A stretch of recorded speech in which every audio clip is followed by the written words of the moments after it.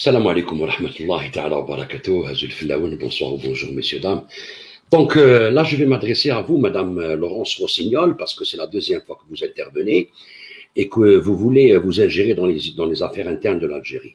C'est-à-dire vous qui aimez le peuple algérien et vous voulez sauver le peuple algérien et lui donner la démocratie dans son pays, venant de loin, la France, en Algérie, pour donner la liberté. C'est exceptionnel.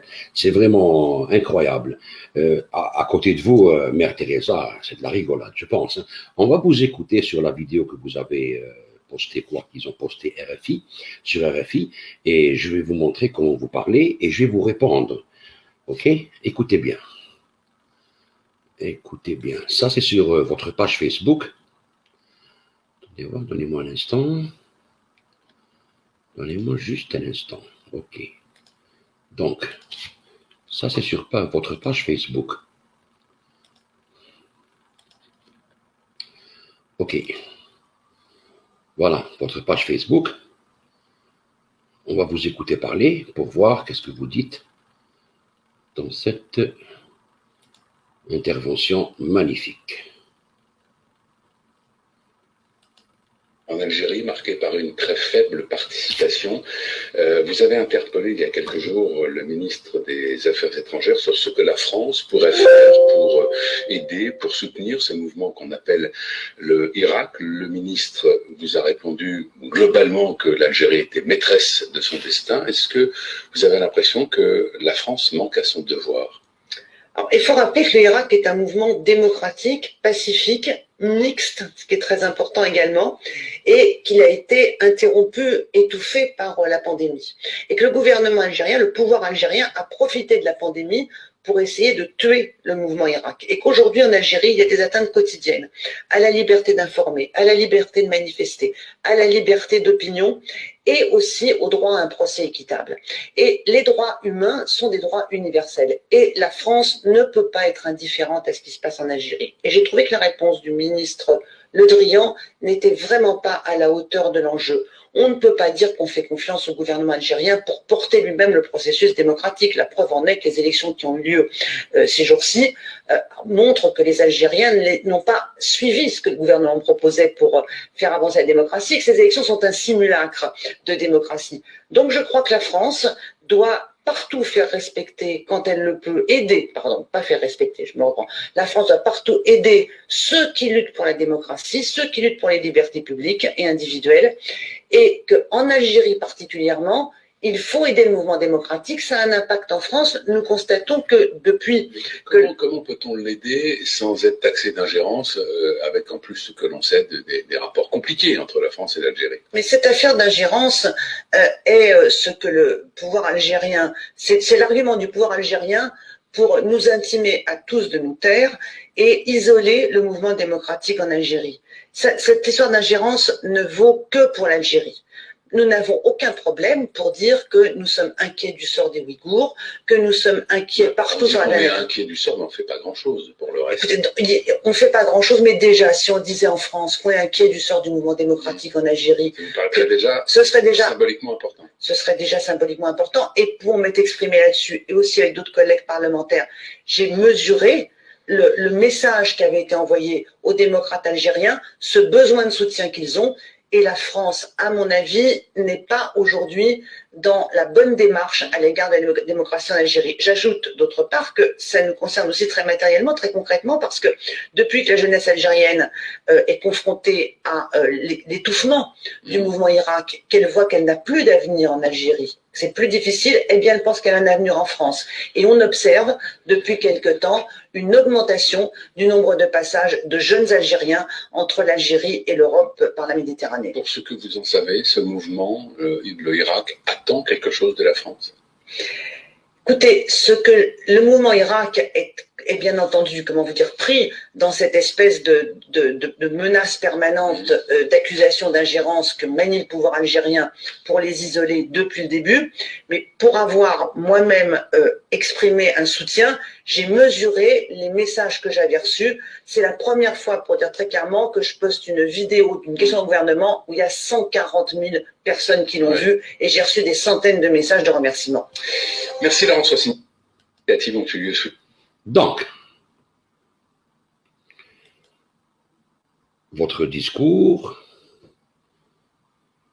plein d'arrogance.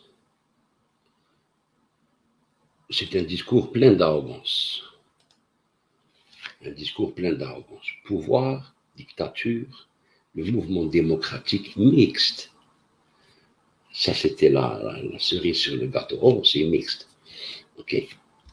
Donc, vous vous dites que la jeunesse algérienne se sentira étouffée et elle pensera qu'elle pourra vivre bien en France. C'est-à-dire que vous avez peur de l'immigration. C'est pour ça que vous voulez vous ingérer ou c'est pour le bien du peuple algérien? Ah, vous avez peur de l'immigration. Ah, ils vont venir chez nous. Ah, il faut les stopper là-bas. C'est des indigènes. Il faut pas les laisser sortir de leur pays. C'est vous qui avez étouffé la jeunesse algérienne en établissant des visas racistes. Vous avez fermé votre pays aux jeunes qui veulent voyager, voir le monde, apprendre. C'est pour ça que les jeunes viennent et ne repartent pas. Parce que s'ils repartent, ils ne peuvent plus retourner. C'est ça le problème. C'est vous qui avez étouffé l'Algérie. C'est une sanction envers le peuple algérien. Et aujourd'hui, vous dites, moi, je veux sauver le peuple algérien. C'est faux. Parce que si le peuple algérien voyageait librement dans le monde, croyez-moi qu'il ne restera jamais dans vos pays. Il viendra pour travailler, pour les vacances, pour le tourisme, et il retournera en Algérie. Parce qu'on vit bien chez nous, on a le soleil, la famille. Les jeunes, vous avez obligé les jeunes à rester clandestinement en France. Vous préférez qu'ils restent clandestins chez vous que de leur octroyer des visas. C'est ça le problème que vous n'arrivez pas à comprendre. Alors, vous vous dites, c'est un mouvement mixte démocratique. Mais est-ce que vous savez que les femmes en Algérie, parmi les hiérarchistes, il y a beaucoup de femmes qui portent le foulard? Non. Peut-être la majorité. Le foulard en Algérie, toutes les femmes portent le foulard en Algérie. Comment vous avez traité ces femmes? Vous, ministre des droits de la femme, vous étiez ministre des droits de la femme, non? Comment vous avez traité ces femmes algériennes? Qu'aujourd'hui, vous en êtes fiers qu'elles participent au hirak. Regardez ce que vous avez dit, les Mouadjibet.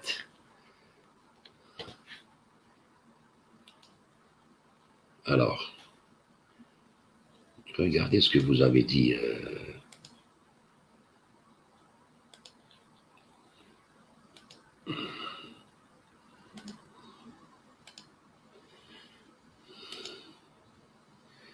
Ok. Nègre américain favorable à l'esclavage. Laurence Rossignol rétropédale mais peine à éteindre la polémique. Une polémique difficile à éteindre. Ce mercredi, Internet et les réseaux sociaux se sont enflammés après ces propos tenus par Laurence Rossignol.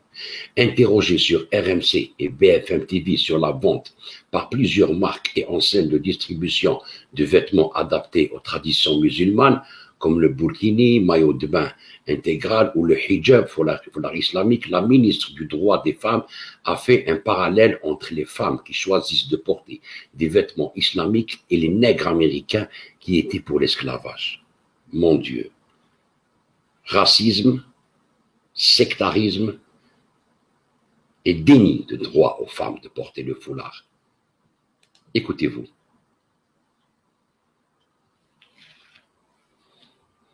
Bien sûr que ça me choque, parce que quand on enferme le corps des femmes sous des vêtements qui vont des orteils jusqu'au bout des doigts, l'enfermement global n'est pas loin pour elles derrière. Mon rôle, c'est d'aider les femmes qui veulent résister à cette emprise des salafistes dans les quartiers. Mais bien sûr, il y a des femmes qui choisissent. Il y avait des nègres africains, des nègres américains qui étaient pour l'esclavage. Je crois qu'il peut y avoir des femmes qui portent un foulard parfois. Et puis il y a des femmes qui veulent l'imposer à tout le monde parce qu'elles en font une règle publique. À chaque fois que la religion nègre africaine et des nègres choisissent, il y avait des nègres africains, des nègres américains choisissent, il y avait des nègres africains, des femmes qui choisissent, il y avait des nègres africains, des nègres américains qui étaient pour l'esclavage.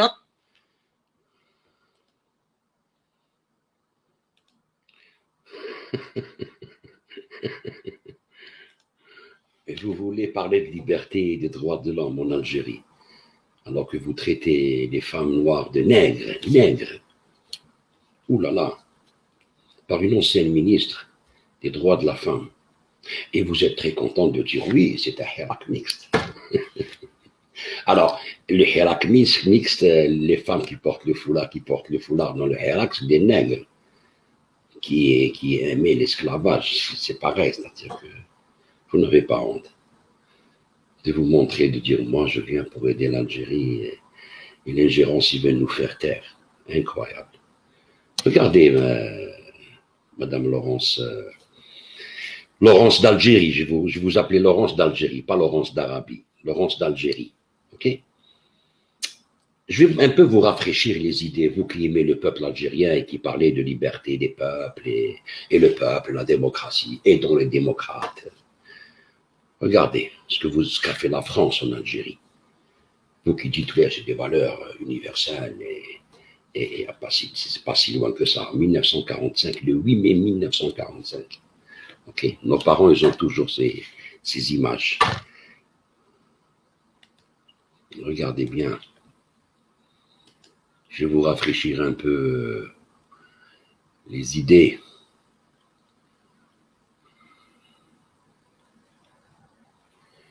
Alors.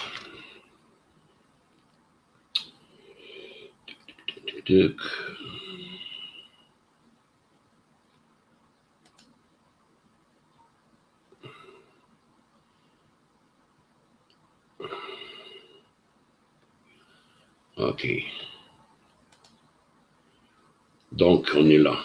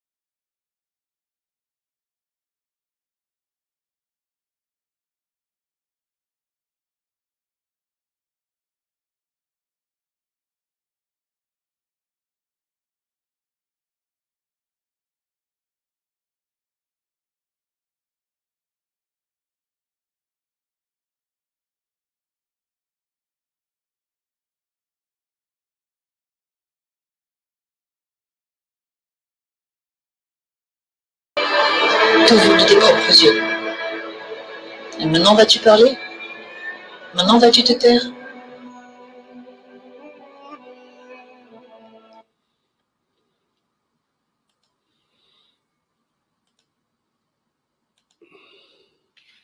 Comment vous osez aujourd'hui dire, moi je viens pour aider le peuple algérien à instaurer la démocratie?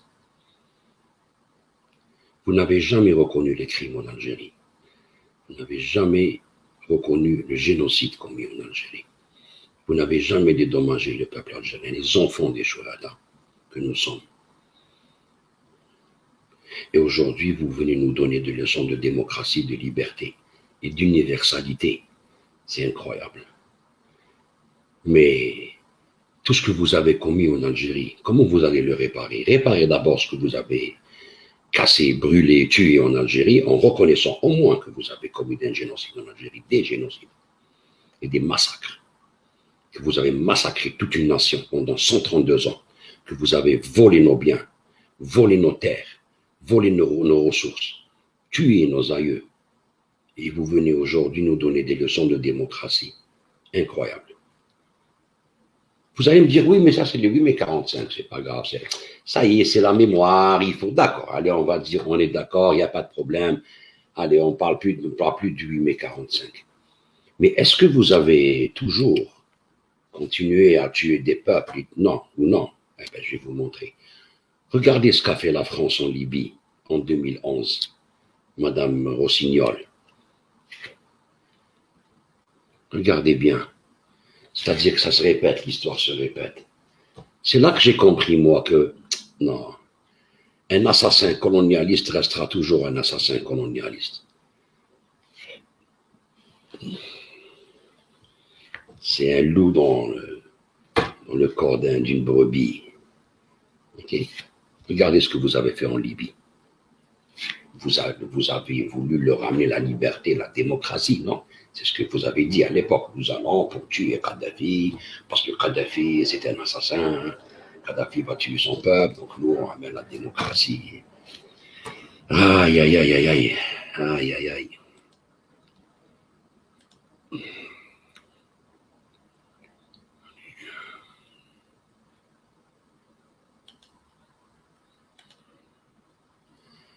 On va changer ça. C'est pas ça la première.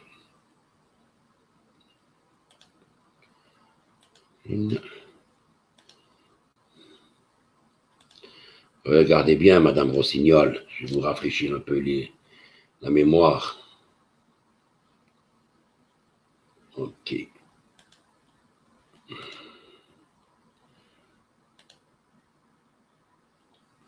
Regardez vos bombardements humanitaires.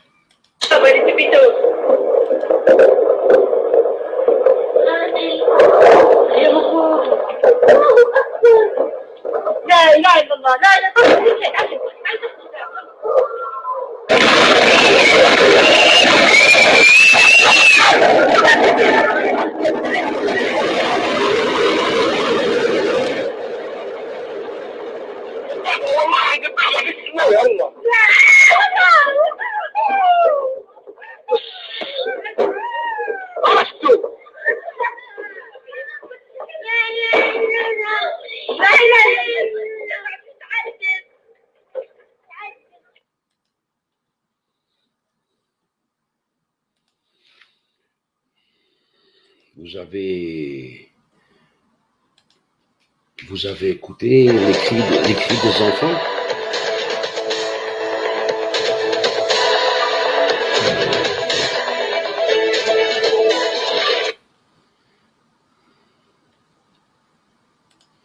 Vous avez écouté les cris des enfants et des femmes? C'était pas des militaires de Kadhafi, ça, non? Et vous avez vu les bombardements, vos bombes qui tombaient sur la Libye en 2011. 2010-2011, c'est ça. Et vous avez appelé ça le printemps arabe. Le printemps. On va donner la démocratie, la liberté. Dans quel état est la Libye aujourd'hui? Je vais vous rappeler vos crimes. Vos crimes contemporains, pas 1945. Ok. Donc,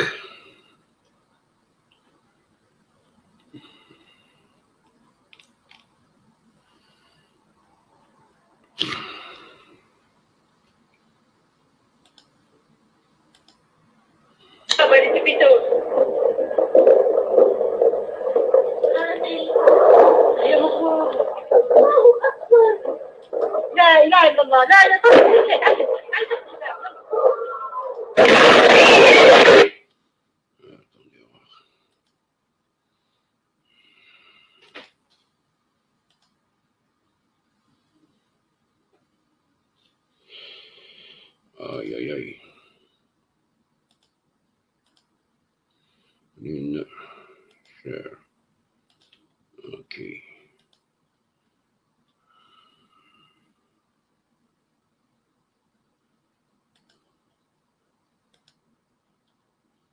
Regardez, Madame Rossignol, ce que vous avez fait en Libye.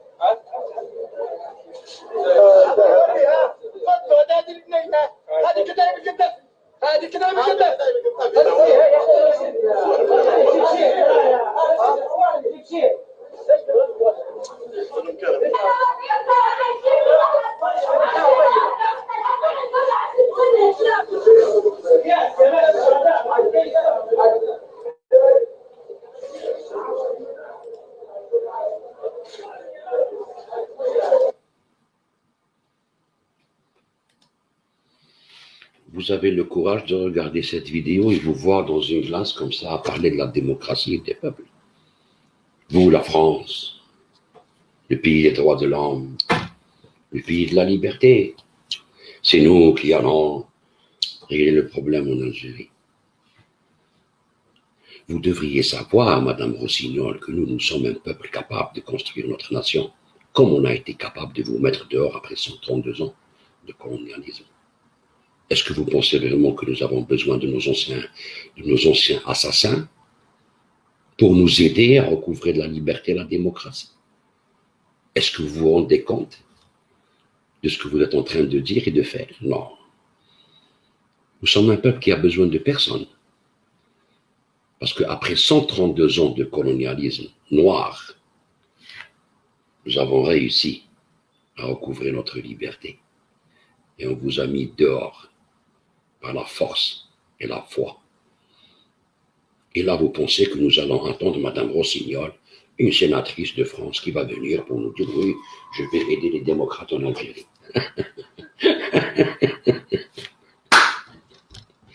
Pauvre France, cher pays de mon enfance, vous croyez que vous êtes autant de Guy Mollet ou de Lacoste, non, qui est venu pour sauver l'Algérie française. Vive l'Algérie française. Ou De Gaulle qui est venu dire « Je vous ai compris ». Aïe, aïe, aïe, Madame Laurence. Pauvre France, oui. Pauvre France. Alors, vous traitez les femmes de nègres, les femmes qui portent le foulard de nègres. Vous dites que vous venez sauver l'Algérie, le peuple algérien, alors que les massacres que vous avez commis en Algérie pendant toute la révolution, pendant tout le colonialisme noir, et en plus la Libye, incroyable. Et vous voulez que nous, on avale tout ça. Il y a des crédules et des imbéciles qui vous disent « Oh, merci Madame Laurence, oui, vous êtes courageuse ». Les pauvres, comme il y avait les harkis avant, c'était pareil. Il y avait plein de harkis, d'ailleurs, que vous avez jetés dans les bidonvilles et que vous n'avez jamais reconnu leur statut. Eux qui vous ont aidés, qui ont porté les armes contre leurs frères, qu'est-ce que vous en avez fait? Vous les avez mis dans des bidonvilles, sans statut, pendant des décennies. Ou quand vous avez mis les Juifs dans les trains pour Auschwitz, et ceux qui ont eu la vie sauve, ce sont eux qui se sont cachés à la mosquée de Paris, qui ont été cachés par des Algériens, alors que vous leur avez donné la citoyenneté française et vous les avez mis dans les trains destination Auschwitz. Et vous venez parler de la grandeur de la France. Madame Rossignol, Quel gâchis, hein. Incroyable. Vous étiez ministre de l'Environnement. Et comment vous n'avez pas pensé, puisque vous étiez ministre de l'Environnement, donc vous connaissiez ce que ça voulait dire l'environnement, la sauvegarde de l'environnement. Qu'est-ce que vous avez fait avec les essais nucléaires en Algérie, Argen? Est-ce que vous avez dédommagé les Algériens? Vous qui aimez les Algériens et qui étiez ministre de l'Environnement. Est-ce que vous êtes venu en Algérie pour voir les dégâts que vos essais nucléaires ont fait à notre environnement? Non, bien sûr que non. Mais non, c'est pas intéressant. Ça sent le dirham et le shekel, Madame Laurence.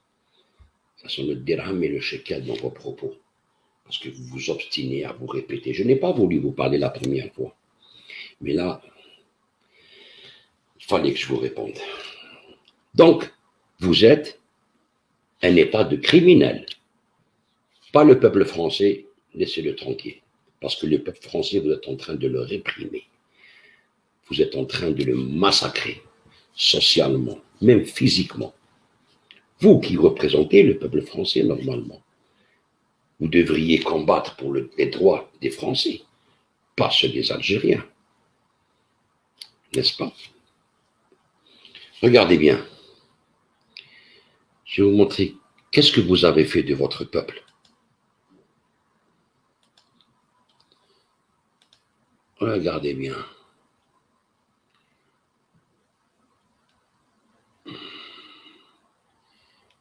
Alors, nous sommes... Non, excusez-moi, je vais vous montrer d'abord le Mali. Ce que vous avez fait aussi au Mali. J'allais oublier. Tenez, de madame. dommages collatéraux observés. On a entendu parler d'un mariage. Il n'y a pas eu de rassemblement festif. Et nous n'avons jamais caché quoi que ce soit. Il n'est pas notre coutume de mentir.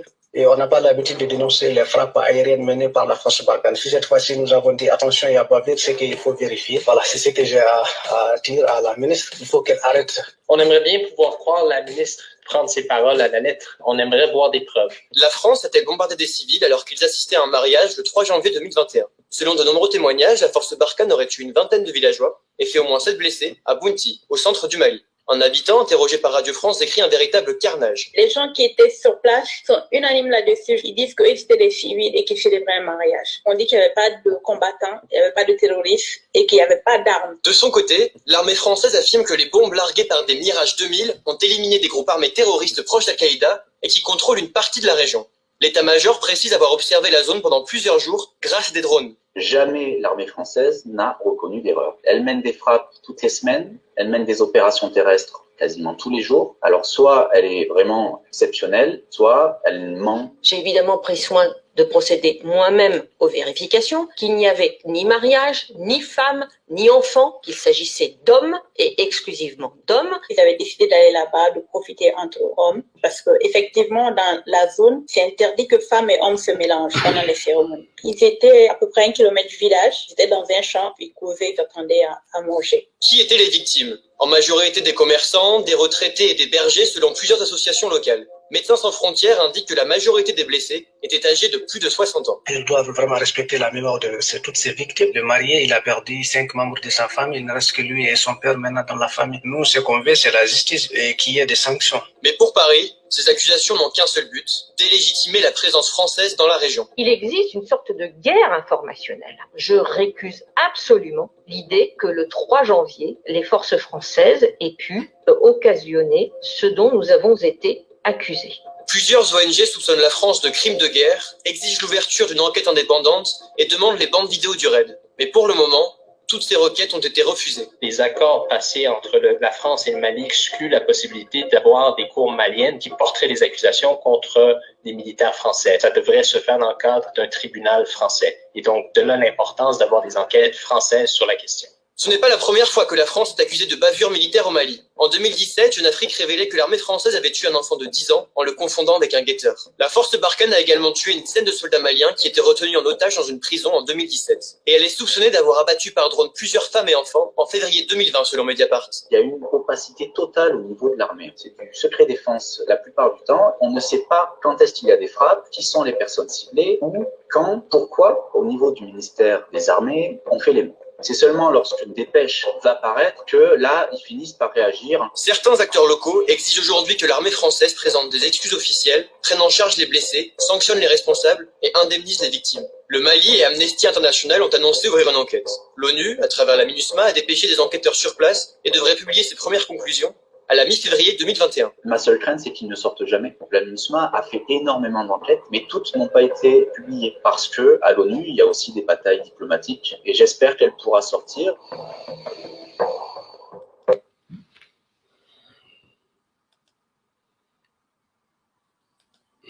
Voyez-vous, Madame Rossignol, vos interventions pour la liberté et la démocratie. Combien vous avez volé l'argent de Kadhafi? 150 milliards de dollars évaporés. Un hold-up international vous avez commis. Meurtre, assassinat. Même au Mali, bombarder un mariage, tuer des gens, dire non, c'est pas nous. Non, c'est pas nous. Il n'y a pas de cour malienne qui dépose plainte contre les militaires français. Non, les militaires français tuent, ils s'en vont, il n'y a pas de problème. Et quand c'est l'Algérie, qui ne fait même pas le 0,000001% de ce que vous faites dans le monde, vous venez dire oui, c'est la dictature, il faut les aider. Quelle noblesse, j'ai reçu des centaines. Vous avez reçu plein d'insultes sur votre page. Voilà le problème. Et ça, on a vu la Libye, on a vu le Mali, on va voir aussi la Syrie. Vous étiez dans le gouvernement socialiste. Il y avait Laurent Fabius à l'époque, qui était ministre des Affaires étrangères, des Affaires mensongères. C'était le ministre des Affaires mensongères qui a parlé de Jabhat al-Nusra, qui a dit oui, Jabhat al-Nusra font du bon travail. Regardez, je vais vous montrer. Jabhat al-Nusra fait du bon travail. Jabhat al-Nusra fait du bon travail. Ok.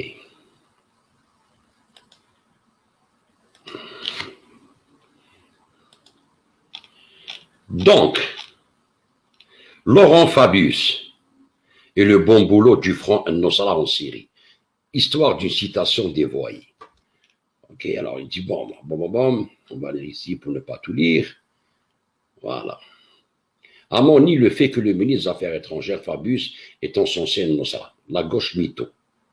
Ils, Jabhat al-Nusra, font un bon boulot sur le terrain syrien. Apologie du terrorisme. Incroyable. Alors, on a donc une ministre qui, lorsqu'il lui dit qu'une organisation vient d'être classée par les Américains comme terroriste, répond « Je ne comprends pas. » Mais nous, vos amis syriens démocrates, quand vous dites « vous, nous allons aider les démocrates », alors vos amis démocrates en Syrie, qu'est-ce qu'ils disaient? S'en vont debout et me disent qu'ils font du bon boulot. Alors qu'on parle d'Al-Qaïda, tout va bien. Voyez? Donc, M. Fabius a dit que mes amis ne sont pas contents parce que les Américains...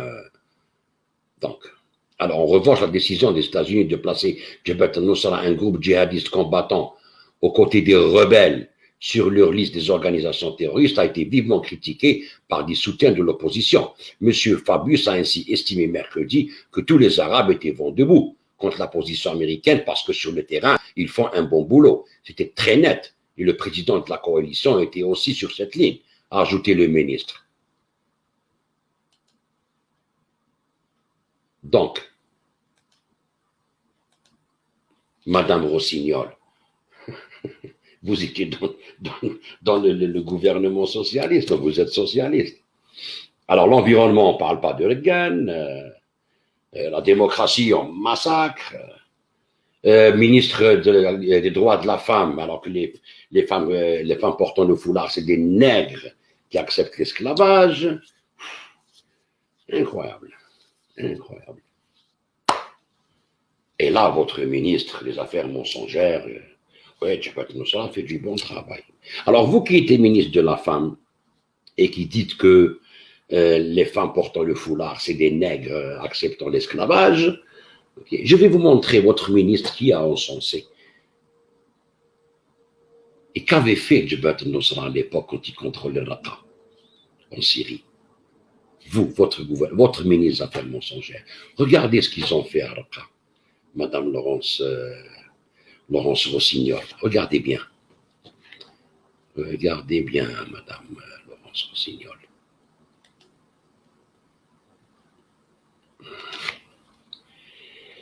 Attention, c'est choquant, hein?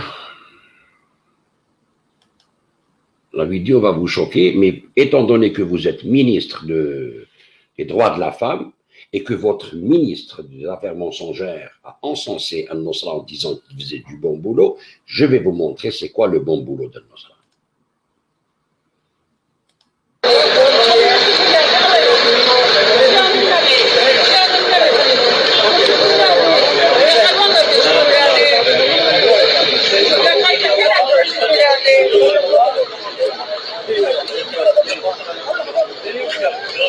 يلا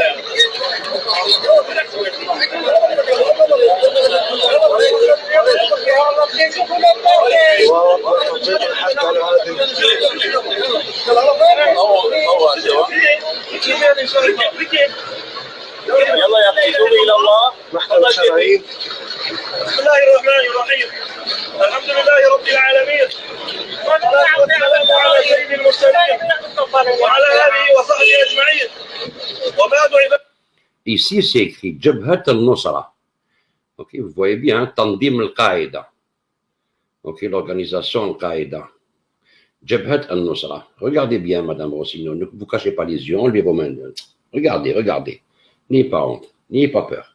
عباد الله فإن الله سبحانه وتعالى يقول إنما جزاء الذين يحاربون الله ورسوله ويسعون في الأرض فسادا أن يقتلوا وتقطع أيديهم وأرجلهم من ثبت بالدليل القاطع والبينة الشرعية المعتبرة كانت في الأرض وكانت تنتهي الزنا والعياذ بالله. وقد أقر هذا الحكم الشرعي مجموعة من الإخوة العلماء الأفاضل بعد أن ثبت لهم أنها أفسدت في الأرض وانتهرت الدعارة والعياذ بالله. ونسأل الله سبحانه وتعالى أن يجعل هذه العقوبة لها كفارة لذنبها في الدنيا وطهورا لها، وأن تلقى الله سبحانه وتعالى وهو عنها راض، وأن يغفر لها، وأن يلهم جميع المسلمين الحفاظ على أعراضهم، لأن عرض المسلمين غال علينا إخواني، ووالله لا يؤذينا عندما يهتك عرض مسلمة واحدة. نسأل الله سبحانه وتعالى أن يذكر جميع أعراض المسلمين، وأن يغفر لهذه المرأة وأن يتوب عليها، وأن يجعل تنفيذ هذا الحد عليها طهورا لها في الدنيا، وأن تلقى الله وهو عنها راض. وصلى الله على محمد وعلى آله وصحبه وسلم. تكبير! الله أكبر! الله أكبر!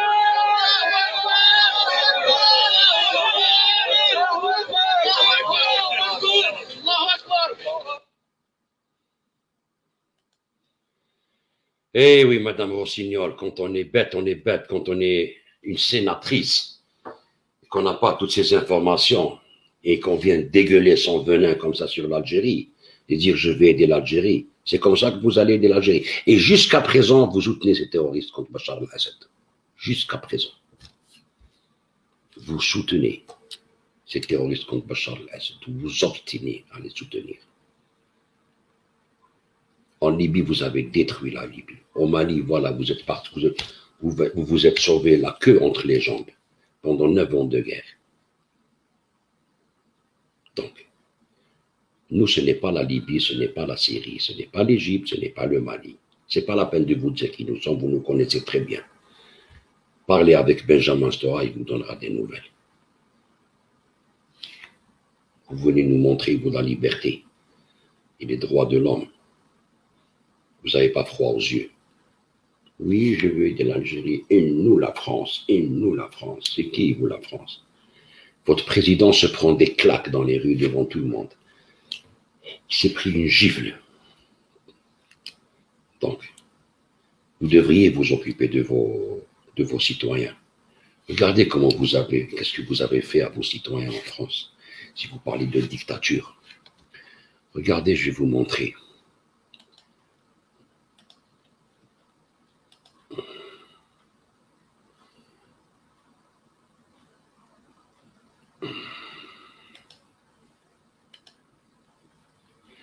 Regardez les pauvres gens éborgnés. Vous voyez, Madame Laurence?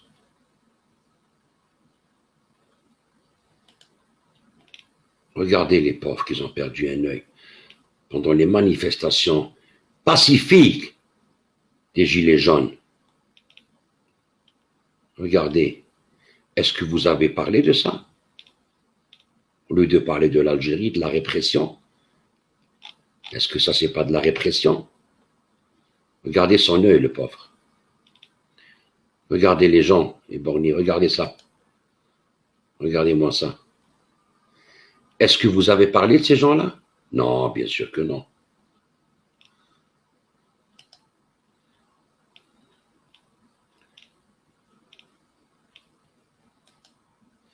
Est-ce que vous avez parlé de ces gens-là? Vous devriez les défendre, vous êtes sénatrice en France, pas en Algérie, non?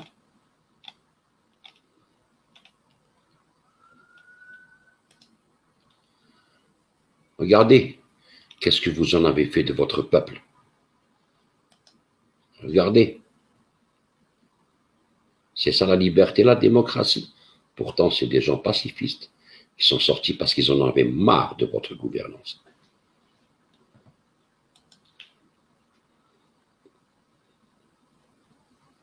Et aujourd'hui, vous venez nous donner des leçons. Vous venez nous donner des leçons de liberté, de droits des peuples et la dictature. Je vais vous les faire écouter. Je vais vous les faire écouter un peu.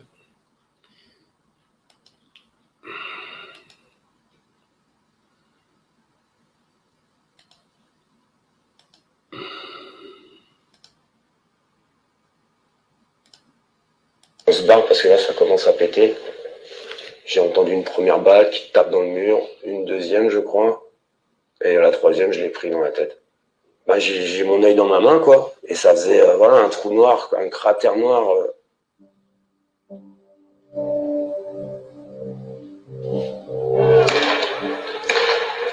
On est resté sur le trottoir, on a fait demi-tour et on a marché à peu près 2 minutes et là j'ai été impactée par un tir de flashball en plein visage. Je ne comprenais pas trop ce qui se passe. Et là, il y a eu une très forte détonation. Et j'ai eu un choc à la tête, à l'œil. Il n'y a plus rien du tout. Et ça saignait abondamment.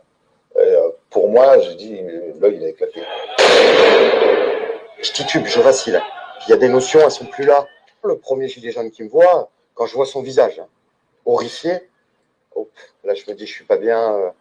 Je tiens peut-être avec un peu d'adrénaline, je fais 5 pas, je tombe. Il y a quelqu'un qui s'approchait de moi dans le couloir des urgences. Il a sauvé ma paupière de l'œil gauche. Et c'est là que j'ai compris que c'était grave parce qu'il a appelé, il a hurlé, on le prend en charge tout de suite. Le chirurgien, je le remercie, il m'a fait un bon boulot quand même. Il m'a dit tout de suite, il m'a dit ouais, monsieur Frey, je vais pas tourner autour du pot, vous avez perdu l'œil. Voilà. Et donc, je suis un grand garçon, hein. Donc j'ai pleuré comme tout homme l'aurait fait. Quand je me suis vue la première fois dans le miroir, j'ai pleuré. Je me suis dit, qu'est-ce que tu vas devenir? J'avais le visage complètement déformé, qui ressemble à rien, et je me suis dit, comment tu vas vivre comme ça? Je pensais pas qu'on pourrait me réparer correctement, mais ça a été atroce. J'ai passé une semaine à me demander s'il fallait pas que je disparaisse, limite, quelle vie j'aurais, quoi. On se leurre pas, c'est irréversible, hein, j'y verrai plus de cet œil. Hein, j'ai des dégâts qui sont tels, jusqu'au nerf optique en fait. Hein, c'est pas opérable, ça vaut pas le coup. ITT, arrêt de travail, impossibilité de conduire pendant 6 mois, le temps que ça s'habitue. Visite à l'hôpital toutes les 2 semaines. En fait, non. En gros, c'est assignation limite à résidence, quoi. 3 mois après, j'en suis toujours coincée chez moi. Je vis difficilement le handicap parce qu'entre le cerveau qui est très fatigué, entre les dommages que j'ai eus, la rééducation qui est très longue, c'est compliqué. Il y a des moments où on est assis sur une chaise tranquillement. Puis...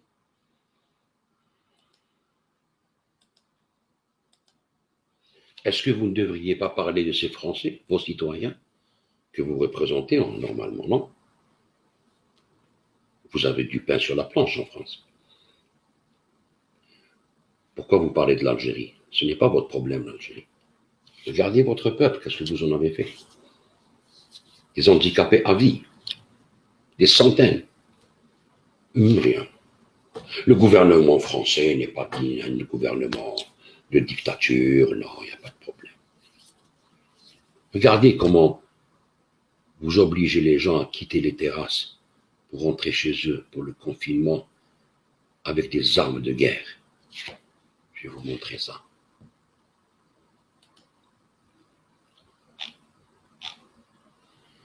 Je vais vous montrer c'est quoi la dictature.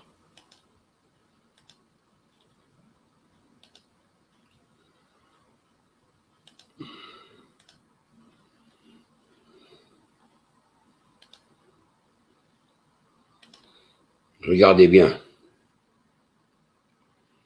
Regardez bien. À Paris, la police évacue les terrasses armées de fusils d'assaut pour le couvre-feu. Regardez-moi ça. C'est pas la dictature, ça?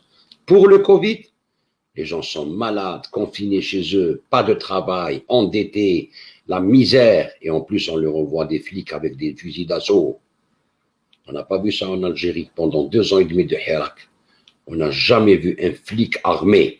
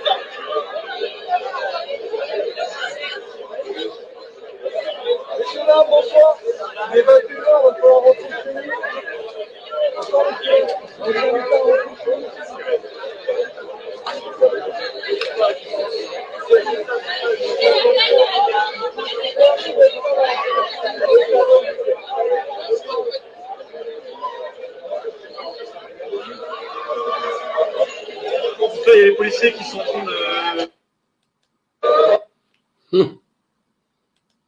Incroyable. Ça, c'est pas de la dictature, non. Avec des armes de guerre, en plein Paris. Allez, tout de suite, rentrez chez vous. En Algérie, on n'a pas vu ça. Le ramadan, les gens dans le café et tout, il n'y a pas de problème. Tu veux porter le masque, tu le portes. Tu veux pas le porter, ne le porte pas. Tu veux rentrer à la maison, tu rentres. Tu veux rester dehors, il n'y a pas de problème. Si tu meurs, c'est pas grave. Madame Rossignol, regardez les Français comment ils se plaignent de vous, Madame Rossignol. Vous allez voir. Regardez, regardez, écoutez bien.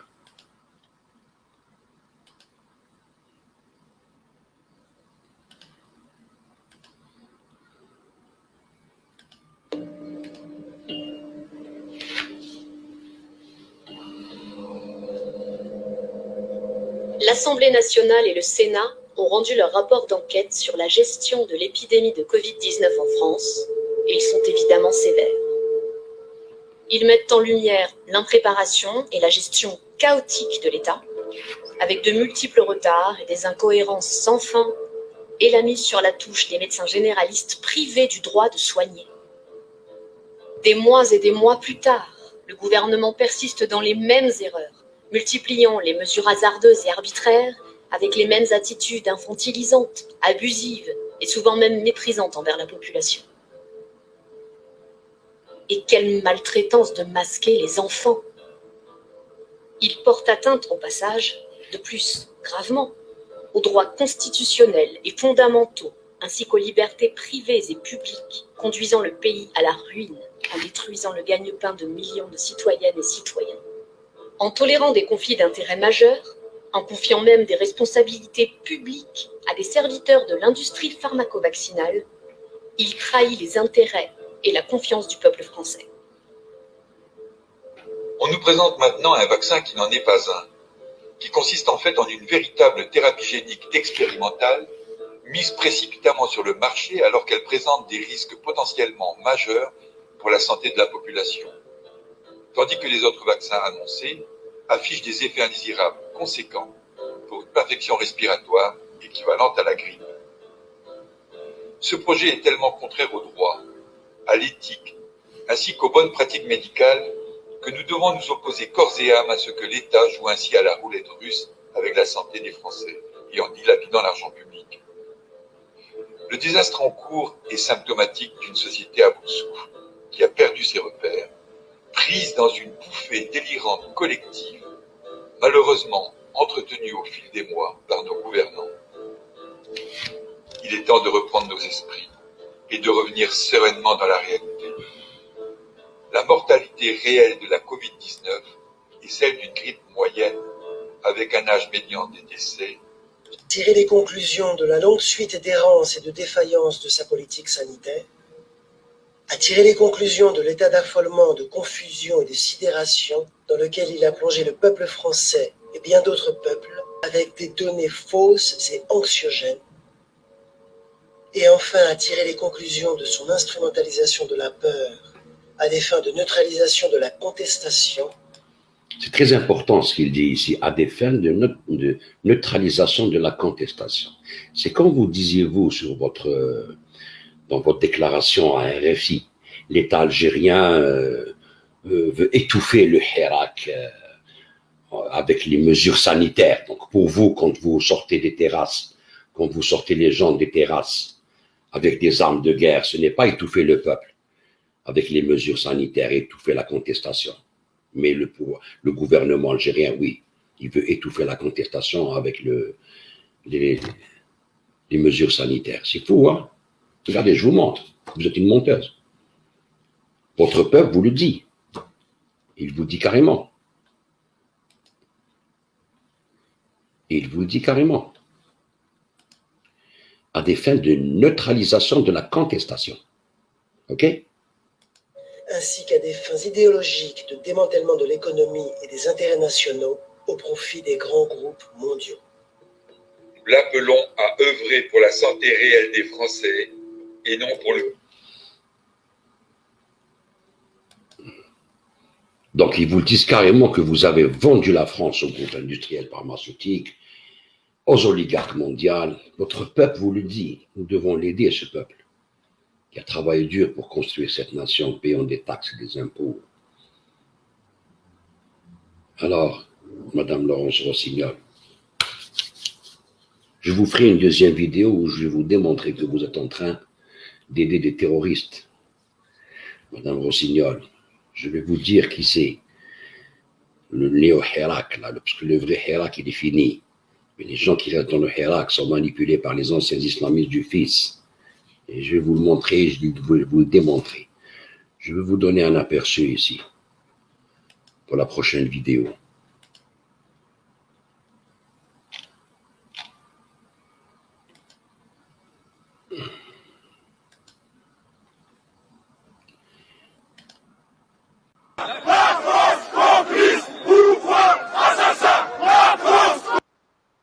Vous voyez, celui qui est ici, c'est Mohamed Larbi Zitout.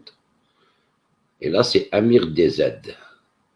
Tous deux vivent lui, il vit en France, recherché par la police algérienne, plein de plaintes en France. On va en parler dans la prochaine vidéo. Et lui, c'est Mohamed Larbi Zitout.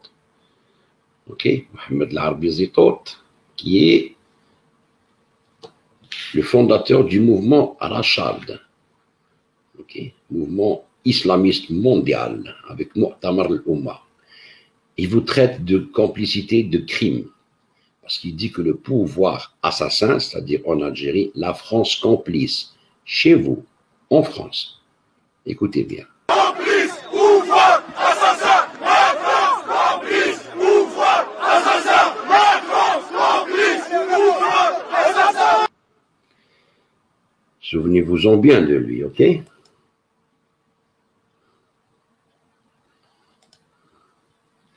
La prochaine vidéo, je vais vous montrer qu'après Jabhat al-Nusra, vous voulez soutenir des terroristes, des anciens du fils. Ok? Et je vais vous emmener en balade. Et pour que le peuple français sache que vous n'êtes pas capable d'être une sénatrice ou même une politicienne. Regardez bien, comme disait Noël Mamère. Noël Mamère, il disait, le Sénat n'est qu'une maison de retraite pour privilégier de la politique.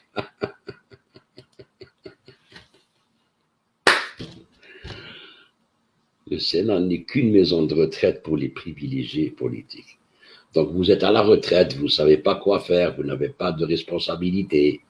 Donc vous voulez vous rendre utile et un peu peut-être récolter des voix pour les élections présidentielles pour les socialistes, non. Donc on va flirter avec le Hirak, on va ramasser un peu des gens du Hirak, double citoyenneté.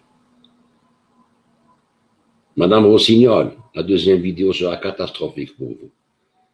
Ne vous occupez pas de l'Algérie. Occupez-vous de vos casseroles, comme ils disent les Marseillais.